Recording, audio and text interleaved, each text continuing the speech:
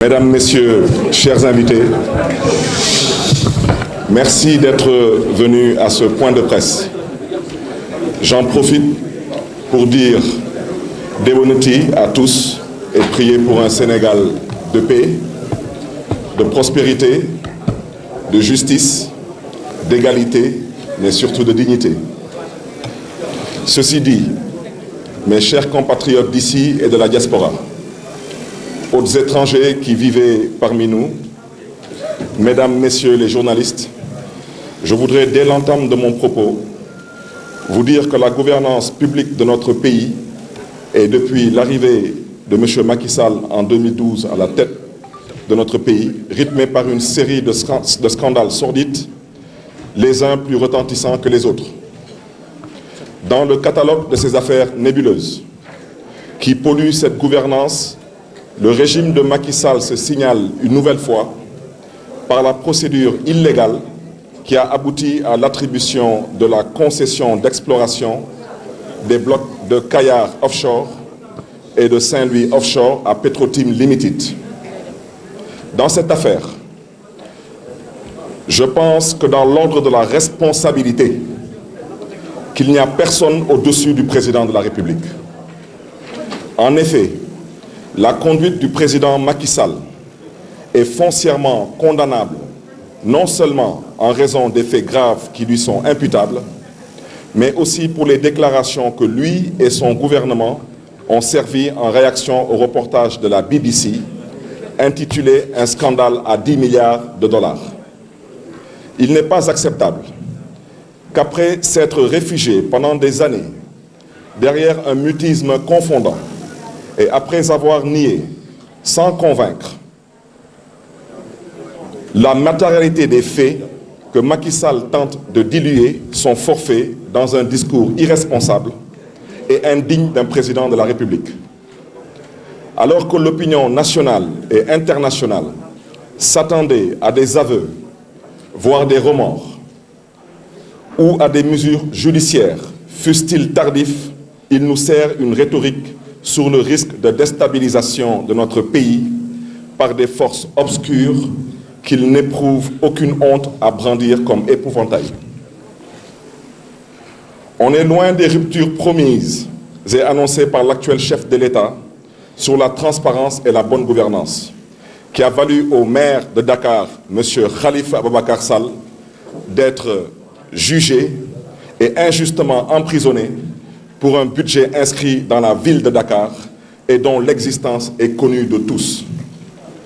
En tout cas, moi, Barthélémy Diaz, je vous le dis et le jure sur l'honneur, aucune force, aucun lobby, aucune puissance étrangère, de quelque origine que ce soit, n'est derrière moi dans cette affaire comme dans toute autre ailleurs. Mon attitude, ma détermination me sont dictées que par le souci de l'intérêt supérieur de la nation et des populations sénégalaises. Dans une démocratie, la transparence et la bonne gouvernance constituent des éléments essentiels de la stabilité.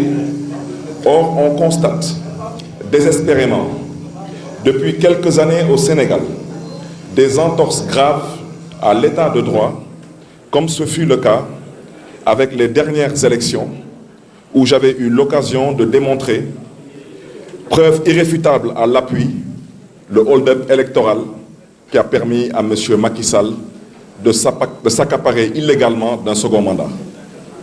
Ce scandale est tellement grave que les défenseurs zélés du régime, toujours prompts à porter secours à Macky Sall et à sa famille, par un opportunisme à tout crin, ont été obligés de battre leur coulpe sans jamais évoquer le fond de l'affaire, pour surnager dans un nationalisme mal placé et dans les attaques ad hominem.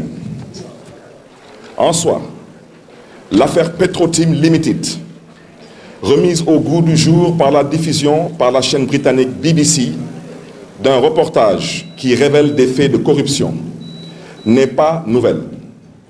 Elle avait été révélée et dénoncée par nombre de nos compatriotes, au premier rang desquels le journaliste d'investigation Baba Aïdara est installé aux USA. Les graves accusations de BBC méritent des suites judiciaires, voire des poursuites pénales contre tous les auteurs des faits délictueux.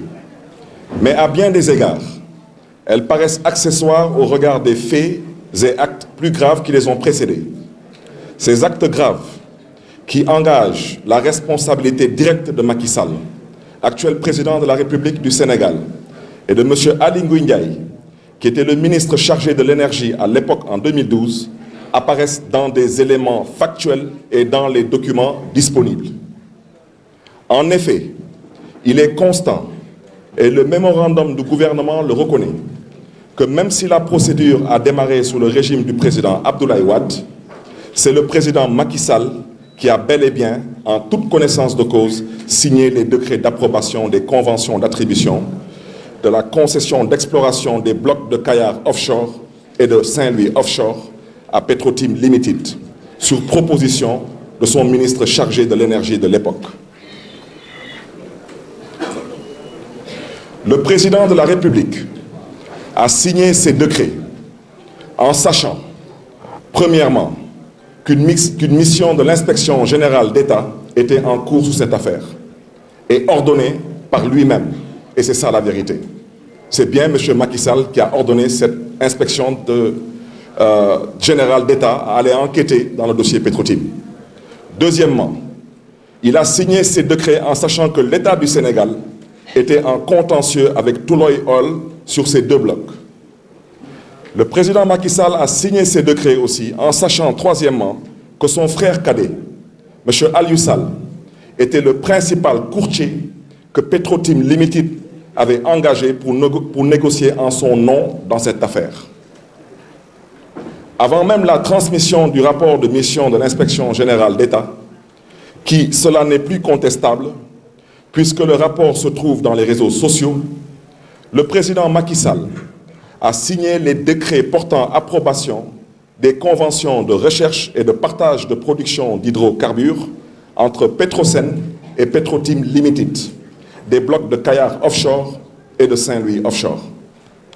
Plus grave encore, le président de la République, M. Macky Sall, a signé ce décret en violation des dispositions du Code pétrolier sur la base de rapports de présentation de ces décrets établis par le ministre chargé de l'énergie de l'époque, comportant de fausses énonciations sur les capacités financières et techniques de Petrotim Limited.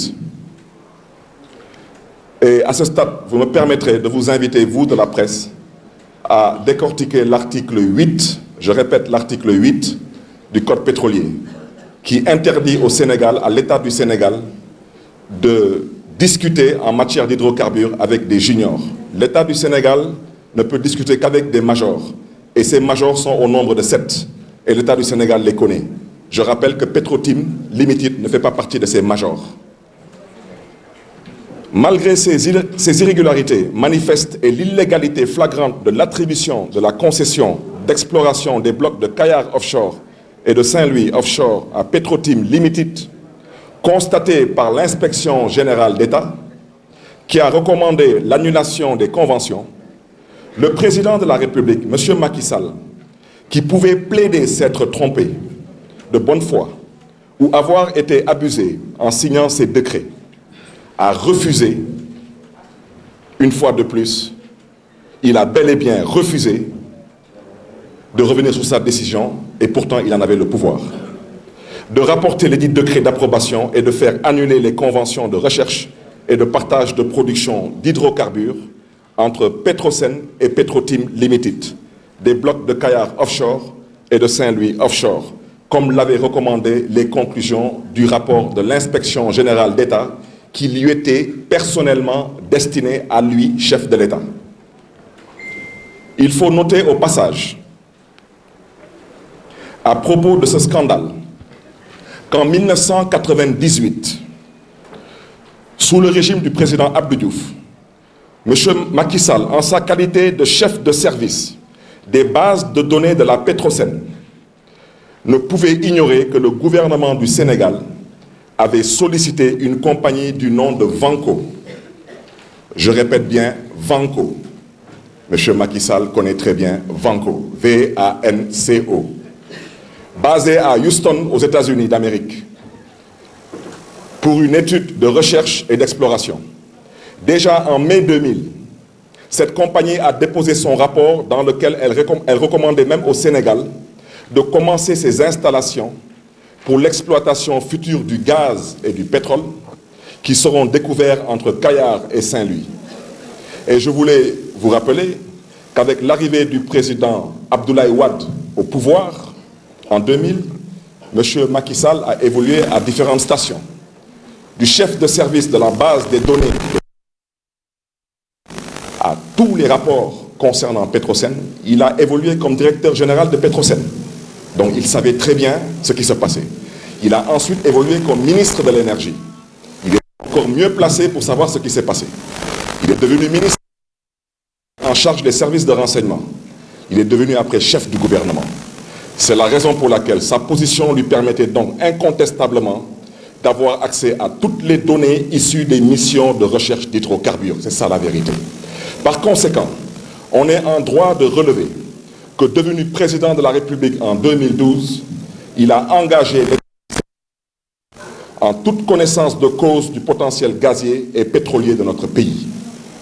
On le voit donc, en plus d'avoir facilité la spoliation de nos ressources gazières et pétrolières, violation flagrante des dispositions du code pétrolier, on peut s'interroger légitimement sur l'existence éventuelle d'un délit d'initié dans cette affaire. Chers compatriotes vivant au Sénégal et de la diaspora, mesdames et messieurs les journalistes, les rares Sénégalais qui espéraient légitimement voir le président Macky Sall faire son mea culpa ont dû déchanter. Au lieu de cela, M. Macky Sall et son régime, patrimonialo-affairiste, se laissent aller à la tentation de la manipulation de l'opinion et de la menace. En effet, comme tous les régimes délinquants, parce que c'est de ça qu'il s'agit, nous avons en face de nous un régime délinquant, celui de M. Macky Sall veut noyer le poisson sur la nébuleuse qui entoure l'attribution de ces deux blocs à Petro-Tim Limited. Il tente d'instrumentaliser la machine judiciaire contre les dignes fils de notre pays qui ont publié le rapport d'inspection générale d'État.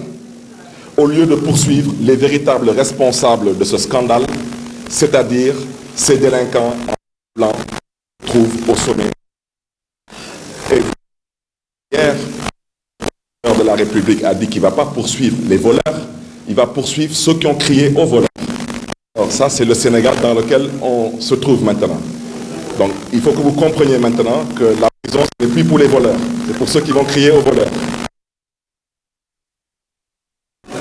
Bien entendu, bien entendu, bien entendu, c'est peine perdue, car le peuple sénégalais ne lâchera pas l'affaire. Jamais, je dis bien jamais, jamais que la justice soit l'instrument d'un terrorisme d'État et détourné à des fins de persécution contre ses propres citoyens. Nous ne céderons donc pas à la tentation de la diversion, aux menaces ou à la discussion. À vrai dire,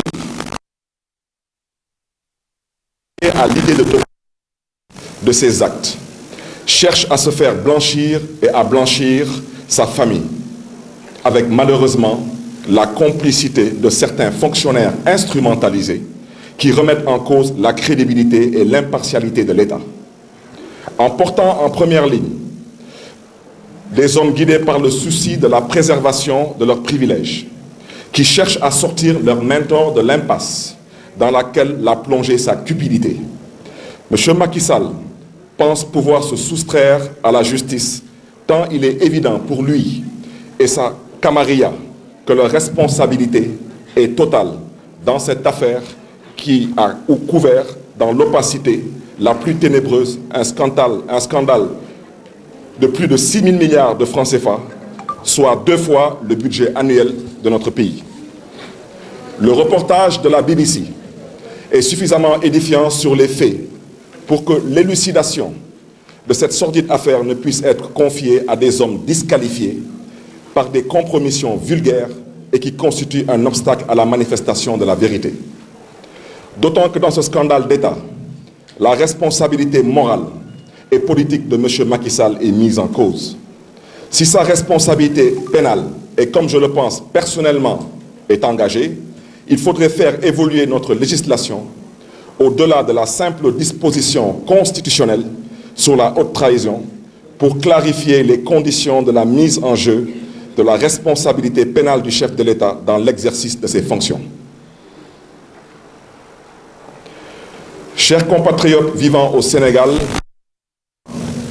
mesdames et messieurs les journalistes, l'ouverture d'une enquête judiciaire par la justice sénégalaise ne doit satisfaire aucun Sénégalais soucieux de défendre les intérêts de la nation et de préserver les ressources naturelles de notre pays.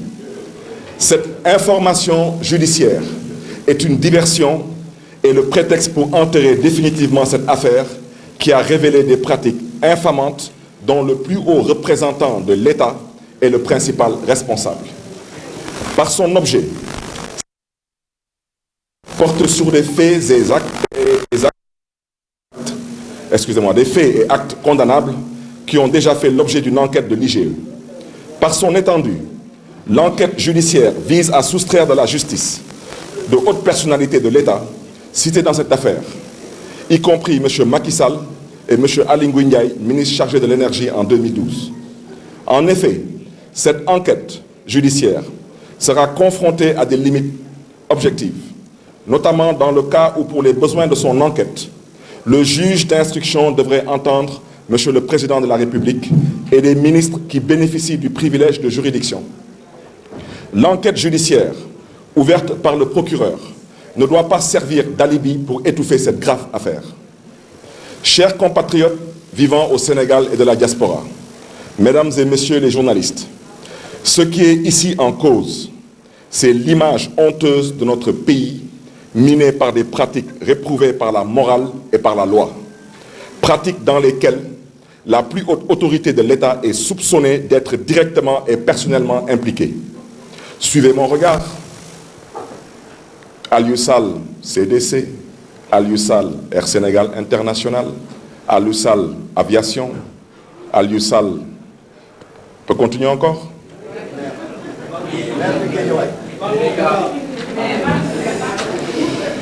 En raison de la gravité de cette affaire et de l'identité des personnalités impliquées, seule la Haute Cour de justice est compétente pour en connaître. Il est évident que les faits imputables à M. Macky Sall et à M. Aly Ngouille Ndiaye sont constitutifs d'infractions graves de nature à justifier leur mise en accusation. Nous sommes en face de malfaiteurs, de voleurs et de spoliateurs de nos ressources, sur qui pèse un faisceau d'indices graves et concordants avec un mélange explosif de potentiels délits de corruption, de prise illégale d'intérêts, de faux en écriture publique et privée, de détournement de deniers publics, de délinquance économique et financière, mais surtout d'associations de malfaiteurs. Autant de probables infractions qui interdisent toute forme de tergiversation. Je terminerai bien sûr en disant que nos dirigeants actuels n'ont pour vision que l'intérêt, pour ne pas dire que leur intérêt. Peu de considération morale sur les moyens, guère de contraintes d'opinion, mais une forme de cupidité extraordinaire. Il faut donc aller à l'essentiel, exiger toute la lumière et surtout être ferme sur la récupération de nos avoirs spoliés. J'invite le peuple sénégalais à ne rien céder sur la spoliation inacceptable de nos ressources pétrolières et gazières. Il faut mesurer à sa juste valeur l'ampleur de ce scandale. Comment, face à la situation de vulnérabilité et de pauvreté de notre pays, accepter qu'une bande de prédateurs, sans foi ni loi, venus de je ne sais où, s'approprie de tant de ressources au détriment du vaillant peuple sénégalais? C'est de cela qu'il s'agit d'abord et de rien d'autre. Enfin, et parce que ce qui est en cause, c'est l'image que notre pays renvoie à la communauté internationale, il y a lieu également de saisir les autorités boursières et judiciaires aux Royaumes-Unis et aux États-Unis d'Amérique pour les amener à ouvrir une enquête sur les graves accusations portées contre BP. Face à un scandale de cette ampleur, J'invite tous mes compatriotes à ne pas se laisser divertir et à se mobiliser pour préserver nos ressources naturelles. Et c'est la raison pour laquelle nous vous invitons à répondre à toute initiative de mobilisation, de protestation pour la sauvegarde de ces ressources naturelles. Et je profite de cette occasion pour inviter tous les Sénégalaises et tous les Sénégalais épris de justice, de vérité et de dignité à répondre à l'initiative portée par des citoyens sénégalais pour qu'on se retrouve tous vendredi le 14 juin à la place de l'Obélisque de façon pacifique, responsable et républicaine. Prendre à M. Macky Sall au service des familles faillies.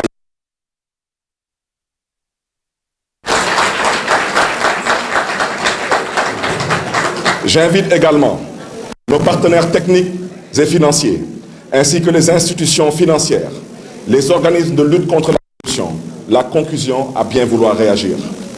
La presse libre doit prendre aujourd'hui conscience de ses responsabilités pour que la vérité jaillisse.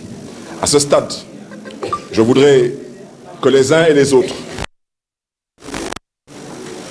sans parti pris, fassent preuve de responsabilité. Pour une histoire de la caisse d'avance de la ville de Dakar de 1,8 milliard, on se souvient des différentes unes de certains journaux qui ont traité M. Khalifa Sall de Khalife général des Fossoyeurs. On a traité M. Khalifa Sall de voleur du siècle. Je vous rappelle que là, on parle d'un montant qui fait 3200 fois plus que la caisse d'avance de la ville de Dakar, où se trouve la une de ces journaux. Ces journaux se connaissent très bien, parce qu'au besoin, on peut le leur rappeler. Je salue au passage tous ceux qui, avec courage, dignité, ont engagé le combat pour la transparence dans cette affaire. Je pense particulièrement à certaines personnes, comme M. Abdoul Mbaye, qui est le seul co-signataire de ce décret, pour, à travers ma voix, notre soutien, et qu'ils sachent que nous serons à ses côtés pour que la vérité puisse jaillir. Nous saluons au passage, ce soir, M. Baba Aïdara, M. Ousmane Sonko, M. Mamadou Lamine Diallo, M. Thierno Bokoum, tous ces leaders d'opinion, tous ces lanceurs d'alerte qui ont voulu que les Sénégalais puissent comprendre ce qui se passe dans les ressources naturelles.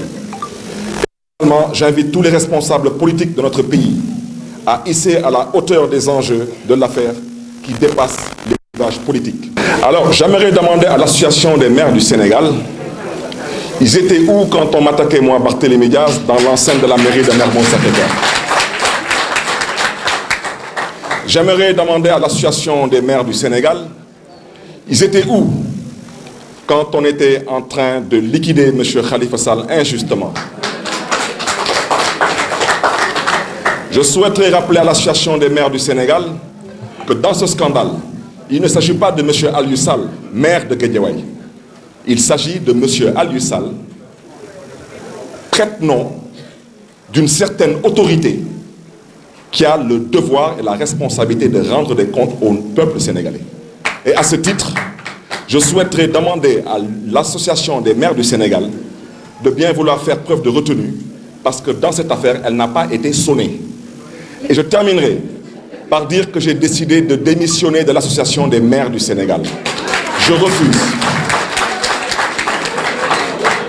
refuse d'appartenir à une association dirigée par un vulgaire voleur, notoirement connu de tous et aujourd'hui reconnu de tous. Ce voleur, certes frère d'une haute personnalité, aux yeux des Sénégalais aujourd'hui, reste et demeure un voleur, parce que dans un Sénégal normal, M. Aliou Sall ne dispose d'aucune compétence qui lui permettrait de pouvoir intervenir dans un dossier de cette nature. J'invite à ce titre tous les maires épris de dignité et de bonne gouvernance, particulièrement les maires proches de Khalifa Sall. En premier lieu, j'invite Madame le maire Soham Wardini à bien vouloir démissionner de l'Association des maires du Sénégal. Je pense que j'ai été un peu long. C'est ce que je voulais dire en guise d'introduction. Je pense que toute la presse ici présente, vous aurez une copie de cette déclaration liminaire mise à votre disposition. On vous remercie bien sûr de votre présence et je suis disponible pour les questions. Avant de passer aux questions, je voudrais rapidement faire un commentaire. Hier, un magistrat, que je souhaiterais ne pas citer, s'est permis d'élever la voix en disant qu'il souhaiterait que ceux qui ont des documents en leur possession se rapprochent de la division. Je ne sais pas si c'est la division des illusions et des confusions ou si c'est la division des investigations criminelles. Mais je souhaiterais dire que je ne vois pas comment on peut enquêter après l'inspection générale d'État, premièrement. Je voudrais ensuite dire pourquoi, pour l'histoire de M. Karim Wade, vous avez envoyé des commissions rogatoires à l'extérieur et que pour cette histoire, vous voulez qu'on reste à l'intérieur du pays. Il faudrait bien que quelqu'un nous dise pourquoi pour M. Karim Wade, je crois qu'on recherchait 300 et quelques milliards concernant M. Karim Wade. Là, on parle de 6 000 milliards. Pourquoi l'État du Sénégal ne déclenche pas des commissions d'enquête rogatoire à l'étranger? C'est la raison pour laquelle je terminerai en disant que nous avons décidé de saisir toutes les juridictions de lutte contre la corruption et la concussion aux États-Unis et en Grande-Bretagne pour que cette affaire soit tirée au clair. Et j'aimerais vous dire que ceux qui pensent qu'en saisissant la justice nationale, ils pourront se soustraire à la justice internationale. Parce que quand à Washington, à New York, à Paris ou à Londres, on voudra ouvrir une enquête, ils vous diront que non, ils ne peuvent pas venir répondre à l'enquête parce qu'il y a une enquête en cours au Sénégal. C'est là où ils se trompent lourdement. Parce que ce dossier, il sera traité à l'international. Parce que ceux qui devaient être aujourd'hui dignes de notre confiance pour traiter ce dossier, je ne reviendrai pas sur leur cas. Nous les avons tous vus dans un passé récent. On a vu comment ils sont comportés, aussi bien en première instance, en appel qu'en cassation, dans le dossier de M. Khalifa Sall. Je vous remercie de votre attention.